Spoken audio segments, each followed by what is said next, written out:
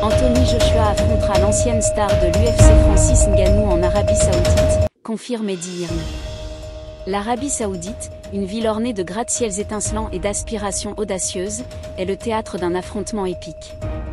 Derrière la façade éblouissante se cache le voyage extraordinaire de Francis Ngannou, un homme qui a défié les probabilités, passant de carrière de sable appauvri à s'établir comme une force combattante mondiale. Né à l'ombre du mont Cameroun, Francis a fait face à une dure lutte pour la survie, orphelin à l'âge de 6 ans. Peinant dans des carrières de sable pour une maigre subsistance, le sable même qui l'entourait autrefois est devenu le fondement de son ambition sans bornes. Animé par un rêve indomptable, Ngannou s'est embarqué dans un périlleux voyage à Paris. Malgré le sans-abrisme, les petits boulots et les innombrables rejets, sa détermination est restée inébranlable. Chaque épreuve est devenue une arme, chaque revers une opportunité de résurgence.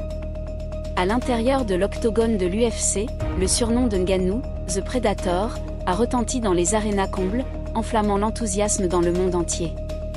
Des victoires et des revers ont façonné son chemin, les défaites servant de professeur sévère, renforçant son esprit dans le creuset de la résilience. La transition de Ngannou de l'UFC à la boxe poids lourd professionnelle a été un spectacle, marquant le combat final de son contrat UFC contre le prétendant Montangan. Les rumeurs d'un affrontement avec Tyson Fury, le roi gitan, ont ajouté une dimension électrisante au combat. Le processus de négociation pour le combat Ngannou vs Fury a été long et difficile, avec des préoccupations concernant les règles, les différences de poids et la viabilité financière. Pourtant, l'attrait était irrésistible, conduisant à la signature du combat en Arabie Saoudite. Une frénésie médiatique s'est ensuivie dans les semaines précédant le combat, Ngannou et Fury subissant un entraînement intense. La nuit de l'affrontement est arrivée, drapée dans l'opulence de la royauté saoudienne, et l'atmosphère était chargée d'une énergie primitive. Lorsque la cloche a sonné, Ngannou a déchaîné son agression de prédateur, mais les déplacements élusifs de Fury l'ont gardé hors de portée.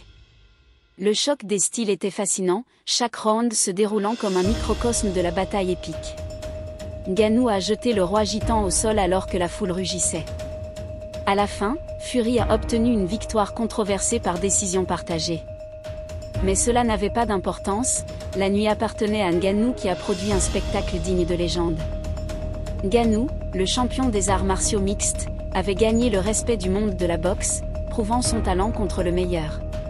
Et Fury, le roi gitan, avait fait face à un défi comme nul autre, son héritage embelli par le feu d'une rencontre épique. Le combat Ngannou vs Fury n'était pas seulement un événement sportif mais un moment culturel, unissant deux disciplines distinctes. Maintenant, alors que le projecteur se tourne à nouveau vers l'Arabie Saoudite, Ngannou se prépare à écrire une nouvelle légende contre Anthony Joshua. La seule question en suspens, Anthony Joshua sera-t-il capable de rivaliser avec le Predator, et Joshua pourra-t-il résister à la tempête imminente? Le réseau d'information Kilimanjaro aimerait avoir de vos nouvelles directement. Rejoignez la conversation sur celui que vous pensez qui remportera le combat. Êtes-vous enthousiasmé par le parcours semé d'adversité de ce héros africain? Que la conversation commence. Envoyez-nous vos messages. N'oubliez pas d'aimer, de partager et de vous abonner au réseau d'information Kilimanjaro, la voix authentique de l'Afrique. Kilimanjaro News Network diffuse en swahili, en arabe, en anglais et en français.